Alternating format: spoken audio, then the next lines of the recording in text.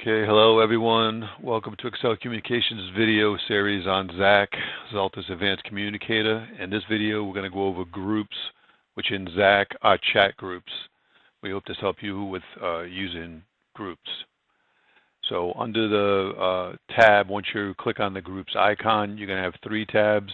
My, which is going to be inclusive of all the chats that you're in, private and public. If you click on the private tab, it'll be just the private groups. If you click on the public, it'll be just the private groups. If you want to create a group, you would click on group and then create a group. Name it test private group. And then you're going to add members to it. We're going to add just these two test accounts. And we're going to not make it public by this slide rule. We're going to keep it private because it's a private group. You'll see the lock on the group means it's private. If I want to call this group, I would use the icon to start an audio conference. Basically, that would create a conference, let the group members know what the audio conference is so we can talk rather than chat. The chat message would be entered at the bottom, the send button. I could also call all the group members at the bottom by clicking that call group members, which would call all of the people in the group. So if you click back to go to the groups, you'll see under my chats, which is inclusive of private and public, you'll see the lock telling me that that's a private group. If I click on the private tab, you'll see that group. Of course, we don't have a public group yet, so there's nothing in there. We're going to go to groups. We're going to create a group. We're going to name this one ZAC test public, and we're going to add those same two people test accounts, but we're going to make it a public group by sliding that wheel over and click create.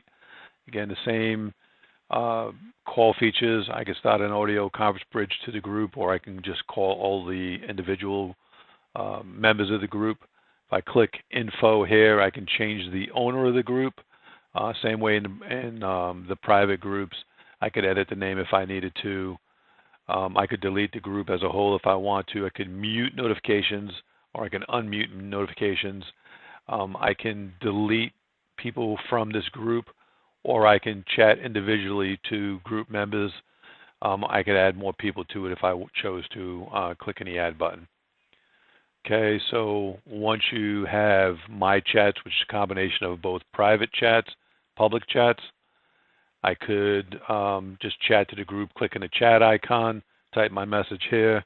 That would send the group chat by hitting the enter key, or I could click the send button here, and you'll see the chat says it gets delivered. If I wanted to actually call them, you'll click on the icon here to make the conference call or call the group members. So this, in a nutshell, is how you would chat via group. My chats would be the groups that I am participating in created, inclusive of private and public. Private chats would be listed under the private, public chats listed under the public. Again, group is for chat within ZAC. So it's a chat engine built in ZAC. Okay, hope that this helps. Thanks for watching, and we'll follow with some more short videos on how to use ZAC and its functions. Thanks.